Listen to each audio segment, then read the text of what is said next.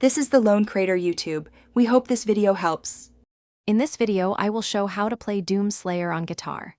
First, ensure your guitar is tuned to drop D, which means dropping your low E string down a whole step.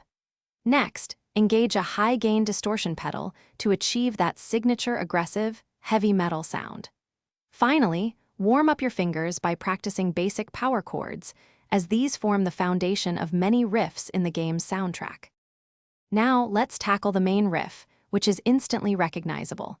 This riff heavily utilizes the low drop D string. Remember to apply palm muting with your picking hand to create a tight, chugging rhythm. Start practicing this section at a very slow tempo, gradually increasing your speed as your accuracy improves.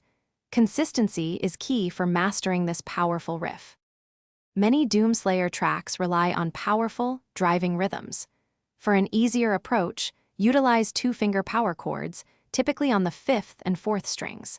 Keep your picking hand moving with a consistent down-picking motion to maintain the relentless energy. Pay close attention to how the open low D string interacts with your fretted power chords, creating a full and heavy sound. To truly master the Doom Slayer sound, consistent practice is essential. Dedicate 15 to 20 minutes each day to focused practice sessions.